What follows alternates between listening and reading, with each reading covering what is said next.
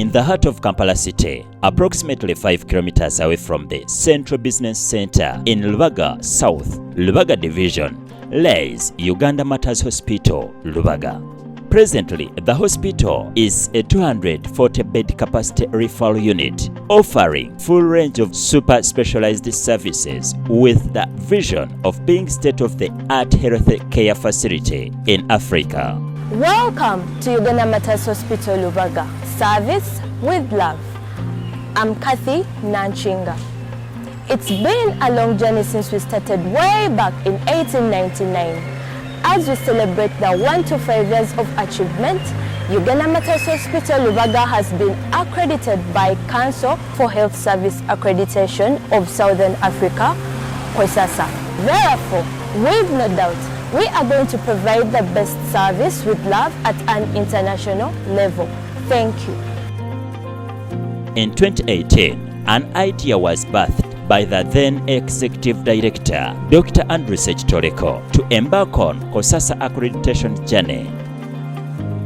Then we enrolled officially to Cohsasa. Now going Cohsasa, I think everyone was very skeptical of our ability as Lubaga Hospital to go self-care. I mean Cohsasa, there are so many questions in terms of resources. Do you have the money? Because when you looked at the standard, the requirements seemed too expensive to be put in place.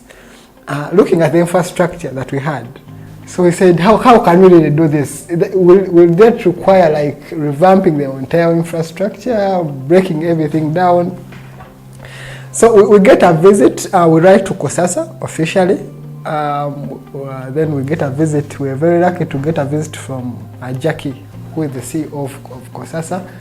By then they advised us that it would be cheaper for us, because we had indicated to them how we've been doing it, that we are PNFP hospital under a number of UCMB, there are different hospitals under UCMB. So Jackie said that if you have many, if you have a number of hospitals, it will be cheaper for you if you can enroll as a team or more than one hospital.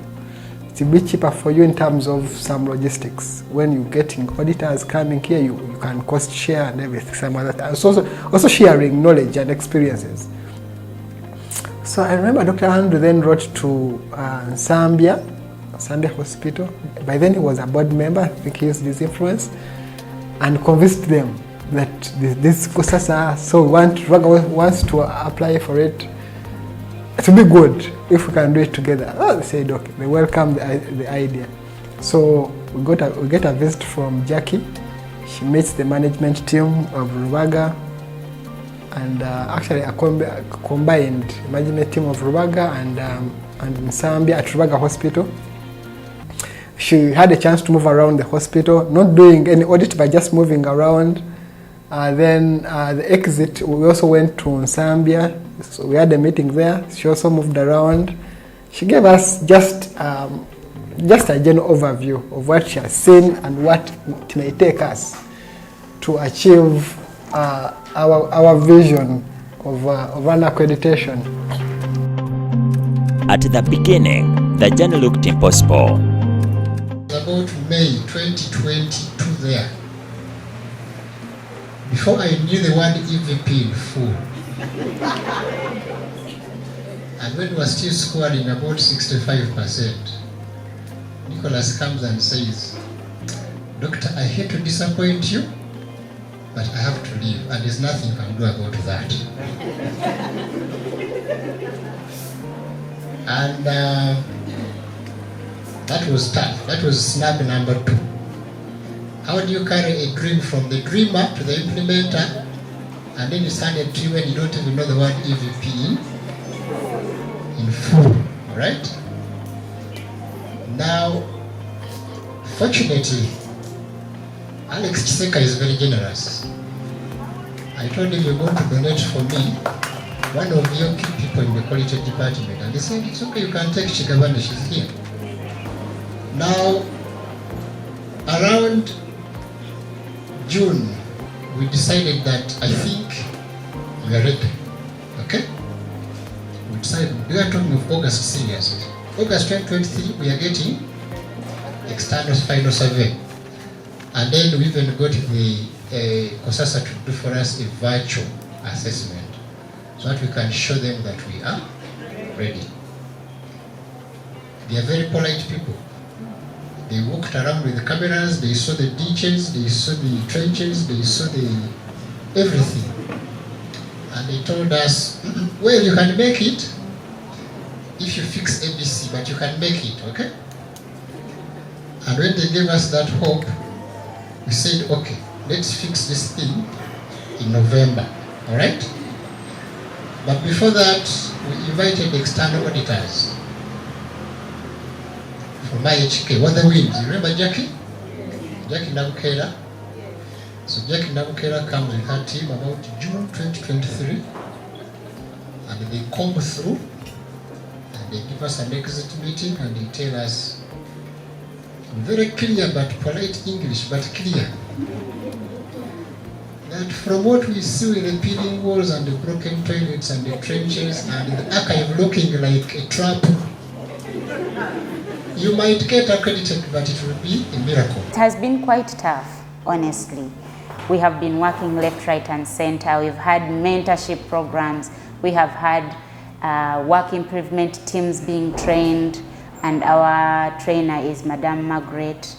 We have had several meetings. We have had several evaluation periods. We've been told what is not right, what is right. And so far, I think we have gotten there. The journey has been interesting. It was started when we didn't know what it meant. But at the point we are now, we are all embraced to know where it has brought us and where we are now. Because of Cohsasa, we have been guided to have those items, tools in place, like we have a manual, we have SOPs, we have everything. Change always comes with a lot of hardships, okay? Trying to streamline things. You know, some people naturally want shortcuts, but a standard is a standard. If it tells you you do A, you have to do A before you go to B. But human nature sometimes just want to run to C, jumping A, B, and goes to C. You know, though sometimes it has minimal impact on maybe patient, on the organization, but in long run, the impact supersedes. The idea of accreditation came in as a small stone that was thrown into the ocean, and most of us that had that new in 2019 were all wide open into the eyes and were very clearly saying, this can't happen here. Because Cohsasa scores is below 40, you were non-compliant. 40 to 80, you were partly compliant. 8 and above, you were compliant. So I started off with 40. By the way, I felt bad because I felt all the years I was doing IPC. But then it gave me courage that I must understand the standard and do what it requires. One time we did an audit. So after an audit, we give out the results, we share the results. And this particular department had performed, I think, had scored about 18%. 18%. So we share the results. I remember this head of department, I will not mention the name, but it's interesting. I remember this head of department coming to the quality office, banging the door, and was very furious. But then I also got scared. I said, now this I'm done. You Nicholas, how do you give us 18? What do you mean? No. It's like you saying that we are not working. I said, no, when you get 18, doesn't mean that you're not working, but you're not aligning what you're doing to the standard. And this is just about the standard. I know you can do better. No, the man was very furious. Before understanding the significance of Cohsasa, and after understanding it, I started wondering, what was I doing as a supervisor? Because he would just come in, do AB, have you picked linen? Yes. Have you taken? Yes. But now, we go beyond that. It has taken us 2 years without registering losses of about 10 articles. After stopping complaining and concentrating in the areas where we have control, that's when we started improving. Kind of Cohsasa has been very interesting, challenging, but also it has helped us, it has opened our eyes, especially in terms of improving quality of care in the surgical department. Much as I said, Cohsasa standards are not so easy. It took some period of time for people to read, understand, because each one was acquiring or consulting information for clarity. So that was the beginning of it. It was for reading, and you may not understand exactly, or you may understand it a different way until when we get quality. Cohsasa in the beginning was difficult because people seem not to have heard about it before. We had heard about the lab accreditation, but the idea of a hospital or facility accreditation was new to many people. And then the requirements were quite vigorous, and I think generally it was a slow start. But for pediatrics, we had lots of guidelines already. We had a lot of textbooks. We had been writing a lot of textbooks. My seniors who had been in the department before had laid down foundations for some of these documents. So as a department, it was easy to embrace. What the difference was, what made it rigorous was there was lots of documents to be developed. Guidelines, standard operating procedures also had to be updated. On the whole, I think it was worthwhile. It has been a good process, excellent. It has brought out the team. It has involved the whole team. It has allowed us to bring all these documents to be up to date. The journey has been a stepwise learning process. One, to the staff. The staff are being empowered to take charge of what is happening on the unit. The documentation, make sure the documents are in place. Make sure nothing is missing, and you can follow up this patient from beginning to end throughout these years, 2019. We've been having continuous assessments which have been overseen by the Quality Assurance Office of the hospital. And this continual internal assessments of the hospital has been able to polish up so that we can improve in the various ways. Where there are gaps, we improve the gaps. The staff come up with ways how to improve the gaps there's a lot of innovation. The staff have learned to be innovative on how to improve the gaps that they are around and how to cover them up and how to improve what needs to be improved.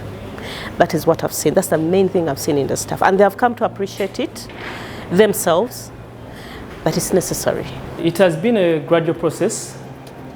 From the time I joined, we've been having a regular mock audit performed by the in-house quality assurance team, whereby our SOPs, our guidelines are audited so that the processes that we carry out regarding patient care are carried out to the dot. As we move into Cohsasa management, Cohsasa accreditation, we have decided to develop systems in place. Such systems and policies help us to do and improve our quality indicator on how instruments and equipment should be handled and used in the facility. So we learned about it, you know, what accreditation means and things like that. Anyway, they have to reach it because there's so many details in getting that accreditation. And we were given the guideline of if you are to be accredited, the different service elements have to score these marks. The process has been quite long, but very interesting. And we went through lots of processes, learning, lots of quality processes. The vigilance of our staff before accreditation, everyone, they'll take things for granted. Yeah, you assess a patient, you don't complete the records. Sometimes you treat and you don't record. And since accreditation requires us to report incidences, because then no one was to put much emphasis in recording say like if a patient falls, it is left there. I believe when we started on the journey of accreditation, everyone started getting on board. I cannot tell you it was an easy thing. It wasn't.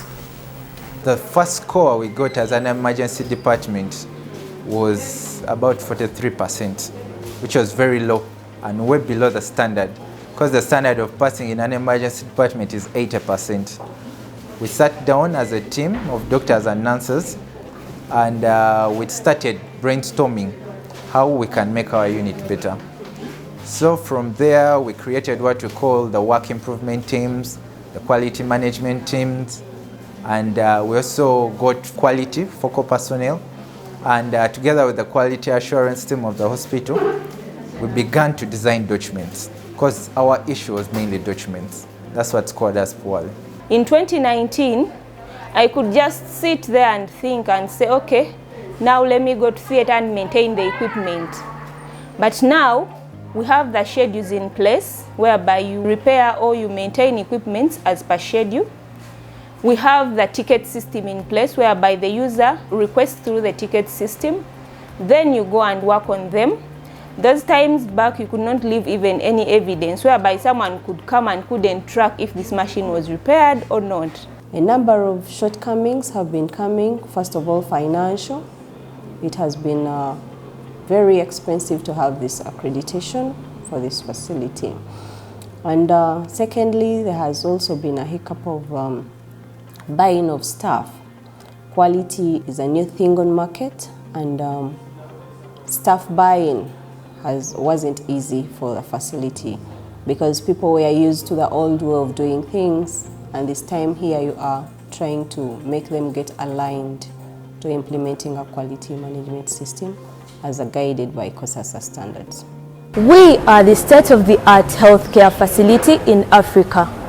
Our laboratory was accredited by SANAS, and this empowers us to work diligently. The results you get from our laboratory are 100% equivalent to the results you can get from any other country, here from the horse's mouth. The lab is accredited already to ISO 15189 2012, which is the SANAS accredited lab. It is a standard that is specific or that is very unique to the laboratory setting. And this accreditation, first of all, it means that we have the capacity, we have the competence to perform specific investigations, meaning the result that is produced by this lab is equivalent, the same result report that will be produced by a lab in UK or South Africa or in Australia. Over the years, the accreditation journey has been fulfilling with many achievements that came from management and service element heads. The accreditation journey has been a fulfilling one, and over the last 4-5 years, management has made substantial investment decisions towards the accreditation journey. And this has involved quite a number of structural and process engineering, which has helped us have better outcomes. We've made our patient safety program better, basically in terms of reducing the hospital-acquired infections, and in that case we would talk about surgical site infections, IV monitoring, things to do with cannulas per se, as well as a number of things. It's documentation on our side that has been required, policies developed, guidelines, SOPs. These are the things that cut across, and we have also been doing them. Yeah, you also find that in this journey of accreditation, of course, we are looking for to stimulate quality improvement, want to improve accountability and transparency. We want also to improve the capacity of the facility to provide quality services and programs. Cohsasa has enabled us to professionalize the service. Well, how? Before Cohsasa, we didn't have any guiding document. With Cohsasa, anything you do, you are supposed to document it. I'm going to give you a good example. Before Cohsasa, we never used to follow the color-coded system. If you were here in 2019 and you came back today, you would first of all think that you're visiting two different institutions. That is how much the hospital has changed or transited from 2019 to now. So I would say that the hospital is on a clear track of a state of the art. In 2019, it was business as usual. We are an unequitable hospital in that per se, and we have become more patient-centered in such a way that we have involved the patient at all times when it comes to decision-making in their patient condition. The impact is big and great. We just pray that we attain the accreditation. We are all eager. It comes with putting up standards and then following them, implementing them. Whatever standard is set could be to attain quality. It has enabled us to plan appropriately because we first prioritized the things that were within our means, and then let alone were able to handle things that actually needed a lot of resources because we're living in resource-constrained economy. Resources are never there to handle complex things, but with this stepwise assessment has enabled us to find out those things that are within, that needed little or no extra resources, and we prioritized them, and then we ended up with the things that needed resources. Lubaga Hospital has come a long way. Over the last 20 years, yes, it has reorganized its services. It's now has taken on a journey to standardize the services so that it can meet international standards of care, of health services delivery. And it has prepared itself in terms of the human resource. We have diversified the services we can offer. Yes, we can dialyze our patients. We have more specialized services we can offer. We have psychiatrists, we can offer psychiatric services. We can counsel patients and support them in terms of counseling services.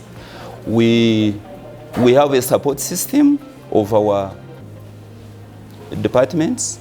We can see ourselves offering comprehensive, standardized care. We have grown the infrastructure as a hospital.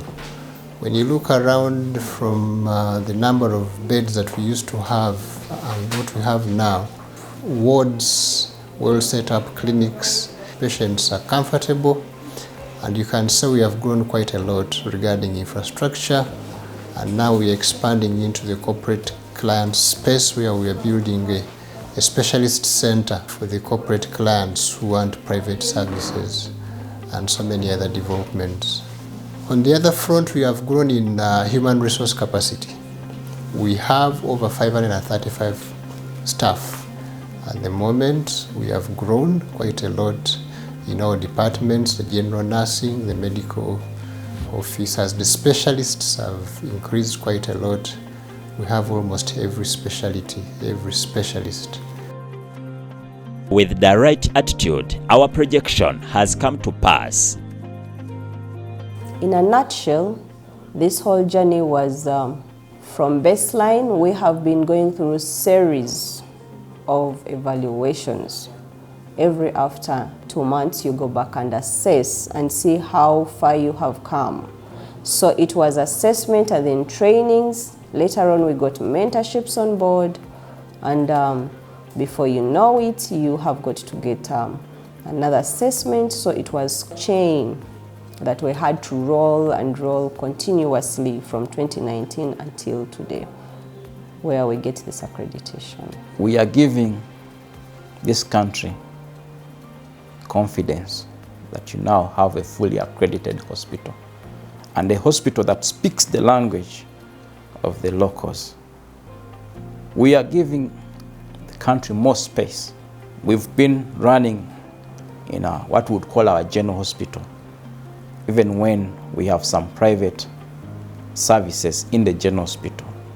We are now coming out clearly to tell the public that you can actually enjoy a private facility 100% this side. So we'll be unveiling a new hospital at Lubaga for our colleagues who would want something that is a class apart.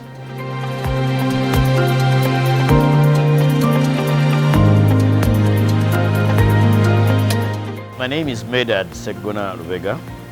I am a resident of Budo. In the meantime, I'm the Member of Parliament for Busiro County East. And I am also a lawyer. I am a family man. I'm a husband and I'm a father. On the twin achievement or twin celebration of 125 years of the existence of Lubaga Hospital, extending quality health care to our people, and also upon the Cohsasa accreditation status, I want to congratulate Lubaga Hospital upon achieving this milestone. I have been associated with the hospital for as long as I have lived. It has been a long journey of about 5 years since 2019, the times of pressure, stress and tension, right from our security officers to our top bosses.